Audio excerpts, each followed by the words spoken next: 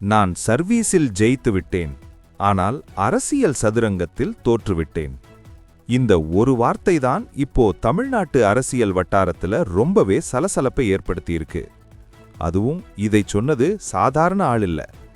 தளபதி விஜயோட 27 ஆண்டுகால பயணத்துல ஒரு நிழல் போல கூடவே இருந்தவர். விஜய ஒரு சாதாரண நடிகராக இருந்து இன்னைக்கு ஒரு அரசியல் கட்சி தலைவரா உயர்த்தி நிறுத்திய அந்த ஆரம்பகால உழைப்புக்கு பின்னாடி இருந்தவர் பி.டி. செல்வகுமார்.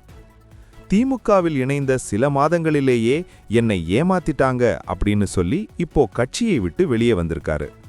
இப்போ எல்லார் முன்னாடியும் இருக்கிற பெரிய கேள்வி என்னன்னா, விஜய்க்கு அரசியல் வியூகங்களை சொல்லிக் கொடுத்த ஒருத்தர் ஏன் திமுகவோட அரசியல் சதுரங்கத்துல தோற்று போனார்? இவருக்கும் திமுகவுக்கும் இடையே நடந்தது என்ன? இதோட பின்னணி என்ன? இத பத்தி தான் இந்த வீடியோல நாம தெளிவா பார்க்க போறோம். முதல்ல பி.டி. செல்வகுமார் யாருன்னு நாம தெரிஞ்சுக்கணும். அப்போதான் அவரோட இந்த கோபத்துக்கான காரணம் புரியும். சினிமா பிஆர்ஓவாக தன்னோட பயணத்தை ஆரம்பிச்சவர் இவர். நடிகர் விஜயோட சுறா, வில்லு, போக்கிரி அப்படின்னு பல ஹிட் படங்களுக்கு இவர்தான் தூணா இருந்திருக்காரு. அது மட்டும் இல்லாம விஜயோட புலி படத்தோட தயாரிப்பாளர்களில் ஒருத்தரும் இவர்தான். 27 வருஷமா விஜயோட மேனேஜரா இருந்து அவரோட நற்பெயரை மக்கள் கிட்ட கொண்டு போய் சேர்க்கிறதுல ஒரு போராளியா செயல்பட்டதா அவரே குறிப்பிடுறாரு. சரி, இப்போ விஷயம் என்னன்னா, சினிமாவில இருந்து அரசியலுக்கு வரணும்னு ஆசைப்பட்டு முதல்ல கமலஹாசனின் மக்கள் நீதி மையத்துல இணைஞ்சார். அப்புறம் கலப்பை மக்கள் இயக்கம் மூலமா சமூக சேவைகள் செய்ய ஆரம்பிச்சார். இவருக்குன்னு ஒரு தனி செல்வாக்கு கன்னியாகுமரி மாவட்டத்துல இருக்கு. இங்கேதான் ட்விஸ்ட் ஆரம்பிக்குது. கடந்த டிசம்பர் மாசம் முதல்வர் ஸ்டாலின் முன்னிலையில திமுகவில் இணைகிறாரு. திமுகவில் இவருக்கு மாநில வர்த்தக அணி துணை செயலாளர் பதவியும் கொடுக்கப்பட்டது.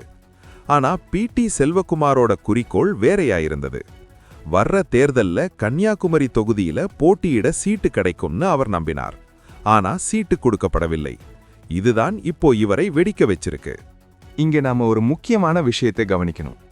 அரசியல் சதுரங்கத்துல தோத்துட்டேன் அப்படின்னு அவர் சொல்றதுக்கு பின்னாடி ஒரு பெரிய ஆதங்கம் இருக்கு. அவர் சொல்றது என்னன்னா, மக்களுக்கு சேவை செய்யறவங்களுக்கு இங்க இடம் இல்ல, ஆனா பணபலம் இருக்கிறவங்களுக்கும் வாரிசுகளுக்கும் மட்டும்தான் இங்க சீட்டு கிடைக்குது அப்படின்னு ஒரு பகீர் குற்றச்சாட்டை முன்வைக்கிறார். இது இப்போ திமுகவுக்கு ஒரு பெரிய நெருக்கடியை ஏற்படுத்தியிருக்கு அப்படின்னே சொல்லலாம். சரி, இப்போ உண்மை என்ன? திமுக தரப்புல என்ன நடக்குது? பொதுவாகவே பெரிய கட்சிகள்ல புதுசா வர்றவங்களுக்கு உடனடியா சீட்டு கொடுக்கறதுல பல சிக்கல்கள் இருக்கும். ஆனா இங்க பி.டி. செல்வகுமார் ஒரு முக்கியமான பாயிண்ட் சொல்றாரு. உளவுத்துறை ரிப்போர்ட்ல கன்னியாகுமரி தொகுதியில நான் தான் நம்பர் 1 இடத்துல இருக்கிறதா தகவல்கள் வந்துச்சு, ஆனா முதல்வர் அதை ஏன் கவனிக்கல அப்படின்னு கேட்கிறாரு. இதோ இங்கதான் ஒரு கேள்வி வருது. உங்களோட கருத்து என்ன? ஒரு கட்சிக்கு உண்மையான உழைப்பு முக்கியமா, இல்லனா அவர் சொல்ற மாதிரி பலபலமும் வாரிசு பின்புலமும் மட்டும்தான் வெற்றியை தீர்மானிக்குதா? கீழே கமெண்ட்ல சொல்லுங்க. இன்னொரு பக்கம், திமுகவில் நேத்து வந்த ஓபிஎஸ் ஆதரவாளர்களுக்கு சீட்டு கிடைக்குது, ஆனா மண்ணோடு மண்ணாக வேலை செஞ்ச எனக்கு ஏன் இல்லைன்னு அவர் கேட்கிற கேள்வி கட்சியோட மற்ற விசுவாசிகளையும் யோசிக்க வச்சிருக்கு. இப்போ பி.டி. செல்வகுமாரோட அடுத்த மூவ் என்ன? இத பத்தி அரசியல் விமர்சகர்கள் என்ன சொல்றாங்கன்னா, இவர் மீண்டும் விஜய் பக்கம் போக வாய்ப்பு இருக்கா அப்படின்னு ஒரு சந்தேகம் கிளம்புது. ஏன்னா விஜய் இப்போ தமிழக வெற்றி கழகத்தை ஆரம்பிச்சு வேகமா வேலை செஞ்சிட்டு இருக்காரு. விஜய்க்கு பல வருஷமா வலது கையா இருந்த இவருக்கு விஜய் கட்சியில இடம் கிடைக்குமா? ஆனா செல்வகுமார் இப்போதைக்கு என்ன சொல்லியிருக்காருன்னா, யாரு ரவுடிசம் பண்ணாம கட்ட பஞ்சாயத்து பண்ணாம இருக்காங்களோ, யாரு எனக்கு சப்போர்ட் பண்ணுவாங்களோ அவங்களுக்கு நான் ஆதரவு தருவேன் அப்படின்னு ஒரு பொதுவான பதில சொல்லியிருக்காரு. தேசிய கட்சிகள்ல இருந்து கூட இவருக்கு அழைப்புகள் வர்றதா சொல்லப்படுது. இதற்கிடையில் முதல்வர் ஸ்டாலினுக்கு அவர் அனுப்பின கடிதத்துல சில உருக்கமான விஷயங்களையும் குறிப்பிட்டிருக்காரு. அன்போடு பார்த்து கொண்டார்கள், ஆனா வாய்ப்புன்னு வரும்போது ஒதுக்கிட்டாங்கிறது தான் அவரோட சுருக்கமான குற்றச்சாட்டு.